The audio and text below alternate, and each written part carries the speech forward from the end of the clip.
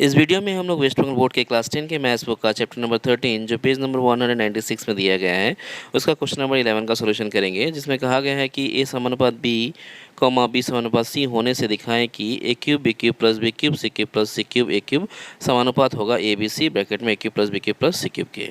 तो हमें इसका प्रमाण करना है।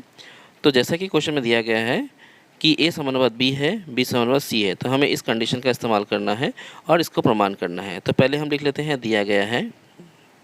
क्वेश्चन में दिए गए शर्त के अनुसार हमने यहाँ लिख लिया कि दिया गया है, क्या दिया गया है, ए समानुपात बी, जैसे कि पहले कंडीशन में यहाँ है। तो इस समानुपात के चिन्ह को हटाने के लिए हमें इक्वल लगाना है, एक स्थिरांक का भी इस्तेमाल करना है। तो हमने यहाँ लिखा है ए इक्वल्स टू k1b, और k1 क्या है, k1 एक अशून्य स्थिरांक है।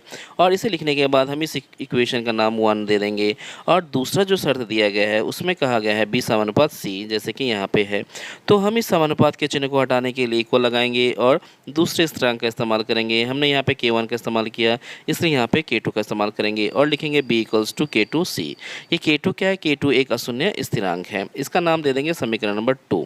तो इक्वेशन नंबर 1 में क्या आया, इक्वेशन नंबर 1 में आया a इक्वल्स टू k1b, और इक्वेशन नंबर 2 में आया b इक्वल्स टू k2c। हम इन दोनों इक्वेशन का इस्तेमाल करना चाहते हैं और a को c में प्रदर्शित करना चाहते हैं। इसीलिए ये जो b का मान आया है समीकरण 2 में, इसका मान को हम समीकरण नंबर 1 में बैठाना चाहते हैं। तो हमने यहाँ लिखा b का मान समीकरण 2 से, यानी यहाँ से समीकरण 1 में बैठाने पर, यानी इसमें बैठाने पर तो हम बैठाएंगे।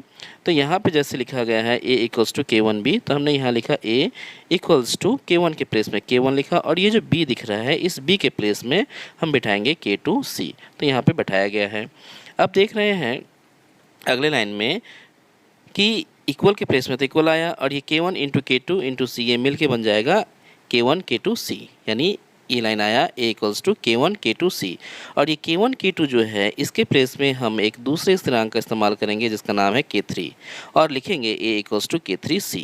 यानी ये k3 क्या है, k3 भी एक अशून्य स्थिरांक है जिसका वैल्यू k1 इंटू k2 के बराबर है, जिसे हमने यहाँ पे लिखा k1 into k2 equals to k3। तो फाइनली हम यहाँ पे ये देख पा रहे हैं कि a का जो वैल्यू आ गया वो आ गया k3c, और b का जो वैल्यू आया वो आया k2c। यानी इस क्वेश्चन को जब हम प्रूव करेंगे तो जहाँ पे भी हमें a का वैल्यू इस्तेमाल करना होगा हम उसकी जगह पे पुट करेंगे k3c, यानी a के प्लेस में k3c पुट करना है, और जहाँ भी हमें b दिखाई दे उसकी जगह पे हमें पुट करना है k2c। इसके बाद हम दिए गए प्रश्न को प्रमाणित करेंगे। तो आगे चलते हैं। अब हम लिखेंगे कि हमें प्रमाणित करना है A cube B cube plus B cube C cube plus C cube A cube समानुपात ए बी सी ब्रैकेट में A cube plus B cube plus C cube, हमें ये प्रमाणित करना है। तो इसे प्रमाणित करने के लिए अगर हम ये प्रमाणित कर दें कि इन दोनों का भागफल एक स्थिरांक आता है, नॉन जीरो कांस्टेंट आता है, तो ही ये प्रमाण पूरा हो जाएगा। इसलिए यहाँ पे हमने लिखा, याद है कि A cube B cube plus B cube C cube plus C cube A cube by A B C bracket में A cube plus B cube plus C cube equals to स्थिरांक, यानी नॉन जीरो कांस्टेंट। तो अगर हम इसको ये प्रमाणित कर दें, ये इक्वेशन अगर हमारा प्रमाणित हो जाए, प्रूफ हो जाए, तो ही ये प्रमाण हो जाएगा कि A cube B cube plus B cube C cube plus C cube A cube समानुपात ए बी सी ब्रैकेट में A cube plus B cube plus C cube. तो हमें केवल इसे ही प्रमाणित करना है, इसे प्रमाणित करना ही ज़रूरी है, और यही प्रमाण हमारे इस प्रमाण को प्रमाणित कर देगा। तो स्टार्ट करते हैं। इसमें हमें लिखना पड़ेगा, अब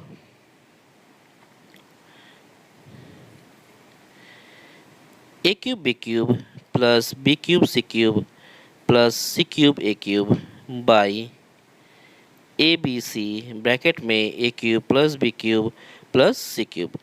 जैसा कि हम पहले ही बोल चुके हैं कि जहाँ पे a है उसके जगह पे हमें बैठाना है k3c, और b के जगह पे बैठाना है k2c। यहाँ पे एक बार दिखा देते हैं। तो b के जगह में बैठाना है k2c और a के जगह में बैठाना है k3c। तो हम ये बैठाएंगे। a के जगह पे हमें बैठाना है k3c, इसलिए हम यहाँ बैठाएंगे a के प्लेस में k3c। a के ऊपर क्यूब है तो यहाँ पे भी क्यूब लगा देंगे, और b के जगह पे हमें बैठाना है k2c, तो हम k2c भी लिखेंगे और b के ऊपर क्यूब है इसलिए यहाँ पे भी हम क्यूब बैठा देंगे। प्लस लगाना है, फिर है b क्यूब c क्यूब, यानी b के प्लेस पे हमें बैठाना है k2c और पावर में क्यूब लगाना है क्योंकि b के ऊपर भी क्यूब है। और c का वैल्यू वैसे ही रहेगा, c के जगह पे कुछ भी नहीं बैठाना है, c के जगह पे c को ही बैठाना है। फिर प्लस लगाएंगे, यहाँ भी c क्यूब है तो c क्यूब के जगह पे c क्यूब ही रहेगा। a के जगह पे हमें बैठाना है k3c, तो हम बैठाएंगे, पावर में क्यूब है इसलिए क्यूब बैठा देंगे। बाई है, बाई लगाएंगे। नीचे में a के जगह पे हमें बैठाना है k3c, b के जगह में बैठाना है k2c और c के जगह में बैठाना है c। इसके बाद ब्रैकेट के अंदर चलेंगे, सेकंड ब्रैकेट का इस्तेमाल कर लेते हैं। इस a के जगह पे हमें बैठाना है k3c, तो हम यहाँ लिखेंगे k3c और a के ऊपर क्यूब होने की वजह से हम इसमें भी क्यूब बैठा देंगे। अब b के जगह पे बैठाना है k2c, k2c लिखेंगे, ब्रैकेट के अंदर लिखेंगे और ब्रैकेट के बाहर क्यूब लगा देंगे।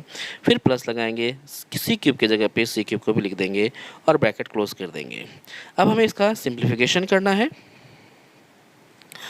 यहाँ पे k3c का होल क्यूब है इसलिए हम k3 के ऊपर भी क्यूब लेंगे और c के ऊपर भी क्यूब लेंगे। यहाँ पे k2 है तो k2 के ऊपर भी क्यूब होगा और c के ऊपर भी क्यूब होगा। प्लस की जगह में प्लस लगाएंगे और k2c का भी होल क्यूब है इसलिए k2 लिख के ऊपर क्यूब लगाएंगे, c के ऊपर भी क्यूब लगाएंगे और एक c क्यूब है उसे भी लिखेंगे। प्लस लगाना है, यहाँ पे c क्यूब है तो c क्यूब लिखेंगे। k3c का होल क्यूब है तो हम यहाँ पे k3 लिख के पावर में क्यूब देंगे, c के पावर में भी क्यूब देंगे। बाई लगाना है, लगाएंगे यहाँ पे। इसके बाद c यहाँ पे 1 2 3 दिख रहा है इसलिए c के ऊपर क्यूब लिख देंगे और k2 और k3 भी साथ में है उसे भी लिख देंगे। अब सेकंड ब्रैकेट के अंदर हमें यहाँ पे लिखना है k3c का होल क्यूब यानी k3 का क्यूब और c का भी क्यूब। फिर यहाँ पे भी हम लिखेंगे प्लस देके k2 का क्यूब और c का भी क्यूब, फिर प्लस लगाना है और c क्यूब को भी लिखना है और ब्रैकेट क्लोज कर देना है। अब हम देखते हैं कि ऊपर से नीचे से क्या क्या कॉमन आता है, और कॉमन लाने के पहले थोड़ा और सिंप्लीफिकेशन कर लेंगे।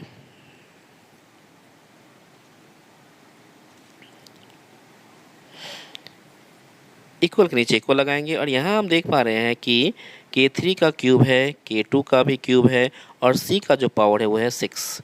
प्लस लगाएंगे, यहाँ पे भी k2 का पावर है 3 और c का पावर है 6। यहाँ पे भी हम देख रहे हैं कि k3 का जो पावर है वो है 3 और c का पावर है 6। बाई लगाएंगे, यहाँ पे c का पावर 3 है लिख देंगे, k2 है लिखेंगे, k3 है लिखेंगे और ये जो ब्रैकेट के अंदर हमें दिख रहा है यहाँ पे c क्यूब कॉमन मिल रहा है तो हम कॉमन ले लेंगे। c क्यूब को कॉमन लिए तो ब्रैकेट के अंदर बच रहा है k3 का क्यूब और प्लस दे के लिखेंगे k2 का क्यूब, प्लस दे के लिखेंगे 1। अब हम देख पा रहे हैं कि जो ऊपर का लाइन है, इस ऊपर के लाइन से c का पावर 6 तीनों में मौजूद है, तो इन तीनों में से ही हम c का पावर 6 को कॉमन ले लेंगे। तो कॉमन लेते हैं,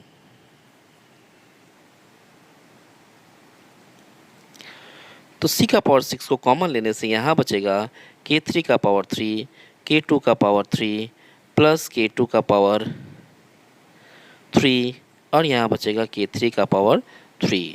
बीच में प्लस है तो प्लस भी लगा देंगे। बाई लगाएंगे, नीचे से हम देख पा रहे हैं कि ये c क्यूब और ये c क्यूब मिलके बन जाएगा c का पावर 6। साथ में है k2, k3 और ब्रैकेट के अंदर है k3 का क्यूब प्लस k2 का क्यूब प्लस 1। यहाँ से हम देख पा रहे हैं कि ये जो c का पावर 6 है और ये c का पावर 6 है ये जो है कैंसिल हो गया। कैंसिल होने के बाद जो फाइनली क्या क्या आया देख लेते हैं हम। तो यहाँ पे आया k3 का पावर 3, k2 का पावर भी 3 प्लस k2 का पावर 3, k3 का पावर भी 3। बाई लगाना है, बाई के नीचे आया है k2, k3 ब्रैकेट के अंदर k3 का क्यूब, k2 का क्यूब प्लस 1। तो यहाँ पे हमें देखना है कि ये जो लाइन आया इस लाइन में k3 है, k2 है, k2 है, k है, k नहीं यहाँ पे k3 है, फिर यहाँ k2 है, k3 है, k3 है, k2 है, 1 है। ये जितने भी टर्म आए हैं ये सारे के सारे ही स्थिरांक है और हम जानते हैं कि स्थिरांकों का गुणनफल, योगफल, वियोगफल, भागफल सभी के सभी क्या होते हैं, स्थिरांक होते हैं। इसीलिए जो एक्सप्रेशन आया ये क्या होगा, एक स्थिरांक होगा। तो हम यहाँ लिख लेंगे स्थिरांक।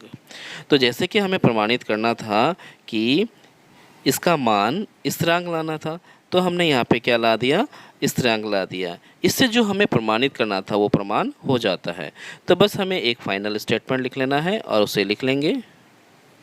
इसे हम m मान लेते हैं और यहाँ लिखते हैं m। ये m क्या है, ये m एक स्थिरांक है। तो इससे क्या प्रमाण होता है, इससे प्रमाण ये होता है a cube b cube plus b cube c cube plus c cube a cube equals to m into A B C साथ में a cube plus b cube plus c cube.